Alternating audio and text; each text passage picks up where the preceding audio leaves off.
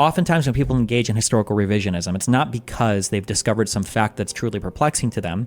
It's because they've got some thought or idea or moral belief right now that requires them to rewrite the past in order to make the present more acceptable. All the revisionism that you hear is always stuff that somehow conveniently ties to what's going on today. It always has to be that way, because the revisionism isn't born out of any sort of historical analysis. It's always born out of the need to justify or grant some, moral claim to something going on today. It's obviously the case that dishonest actors can make up or distort historical facts to advance a lie. Many Israelis and Palestinians do it all the time. But what the controversial left-wing streamer Destiny does not yet seem to realize is that technically everyone is a historical revisionist. And people like Daryl Cooper actually make some important points. What you have to understand is that there is no such thing as an objective account of history, because there's no such thing as an objective account of anything. Well, people say, well, the person on the other side of the ideological continuum has different opinions than I do. It's like, no, they don't. Or maybe they do. But they don't see the same facts, because the filter they use to select from among the infinite number of available facts preferentially presents them with the facts that are relevant to them. And so one of the horrible things about political discussions is that you're actually having a discussion about what the facts are. And you say, well, the facts are the same for everyone. It's like, yeah. It's like saying, I have an infinite library of books, and you can come into it. It's like, well, you're going to pick out the same book? It seems highly improbable. And that's the problem with facts. It's like, there's a lot of them. This infinite library thought experiment is so goddamn useful it's hard to articulate. It helps us identify a fundamental flaw that plagues many people on the left and the right. For example, conservative opponents of critical race theory will endlessly repeat something to the effect of, don't teach my kids propaganda, just teach them the facts. But here's the problem. Which facts are you going to pick? How are you going to select them? There's an infinite number of them, even in a constrained situation.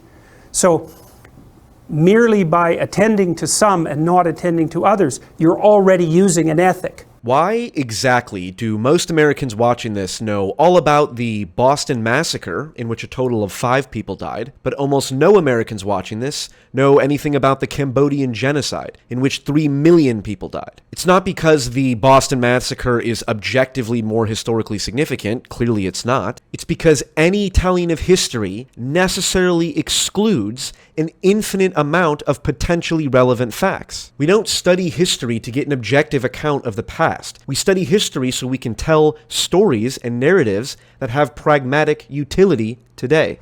All the revisionism that you hear is always stuff that somehow conveniently ties to what's going on today. It's always born out of the need to justify or grant some, moral claim to something going on today. And this is why it's beyond foolish to believe anyone who tells you there's a clear objective truth about any period in history. Which is one of the big things I argue for Israel-Palestine. The reason why that history is so contested is because a lot of the moral claims that both sides make today about how their conduct is rooted in their historical, telling of events. You try to do something like untangle the Israel-Palestine conflict. I mean, one of the things you just to start with is like, okay, how far back are you going to go? Well, I would say it depends on what argument you want to make.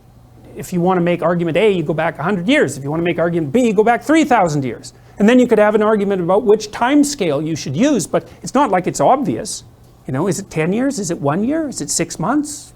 It's not 3,000 years. Is it 2,999 years?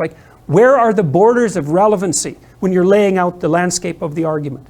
All accounts of history are motivated by the pragmatic utility those stories provide today. And the most important stories, by any reasonable standard, are the stories that facilitate large-scale social cooperation among human beings. The stories at the base of civilization, what we call mythologies. Why do we study the Boston Massacre and not the Cambodian genocide? Because the Boston Massacre is part of the broader American mythology that we use to orient our values. The Constitution wouldn't be sacred if there wasn't a mythology around it. And whether you're a Daily Wire shill, a globalist transhumanist, or a secret Nazi apologist, no one disputes the overwhelming political significance of these unifying stories. We see the world of facts through something that, when described, is a story, because we have to prioritize our perceptions. We have to prioritize facts.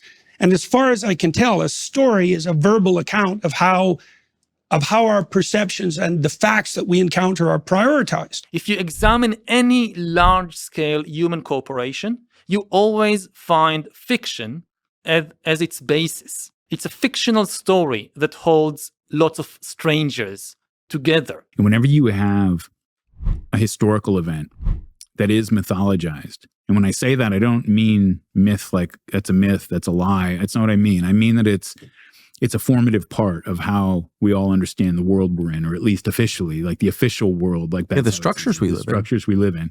It's the justification for a lot of those structures, right? So now that you understand that the history that you've learned is definitely not objective, but simply part of a broader mythology, and there is no objective truth about any given historical period, it's time to get to the uncomfortable part of the video. Wait, Place. are you a Nazi?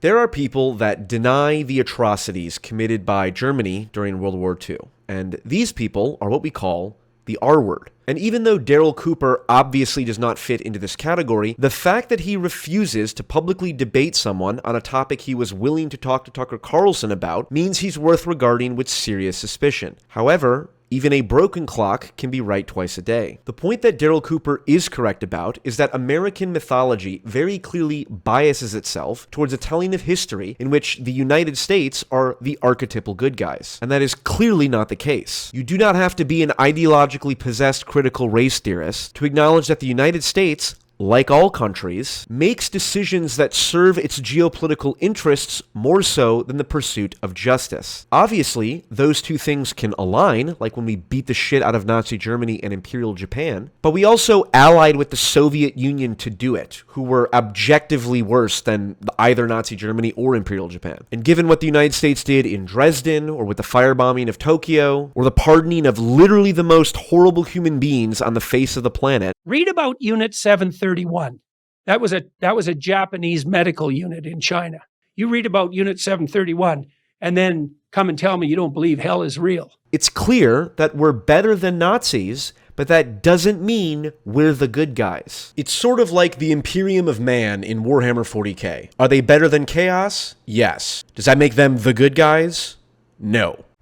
I am not saying that the United States should not operate in its geopolitical interests, and even though I very much disagree with the United States getting involved in more foreign wars, I would be lying if I did not acknowledge that there are perfectly reasonable arguments for providing military aid to Ukraine or Israel. But what I will not do is waste my time entertaining these pseudo-moralistic arguments about how the United States is maintaining a moral, rules-based liberal order or supporting democracy in the Middle East, especially when the evidence for those claims seems increasingly weak. But Israel identifies as a Western democracy. Oh, really? It's a Western country supported by the U.S. Thank you so much for telling me what Israel identifies as. That's fabulous. Do me a favor.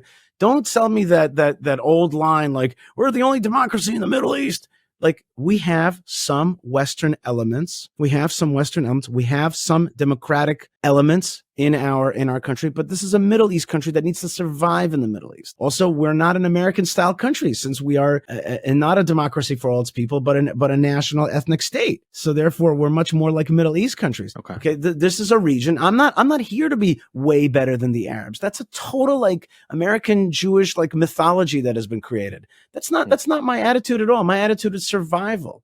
I'm here to survive, and I'm here to push back against bad guys. The point that I am making is not that we should ignore objective historical facts. Facts exist, and it's important to be as educated as possible about what really happened in the past. The point that I am making is that no matter how many facts you acquire, you will never be able to assemble those facts into anything approaching an objective historical account. Instead, you should look at the deeper underlying psychological patterns that motivate the very histories that we concern ourselves with. As the British feminist Annie Besant said, a myth is far truer than a history, for a history only gives a story of the shadows, whereas a myth gives a story of the substances that cast the shadows. In other words, archetypes, baby.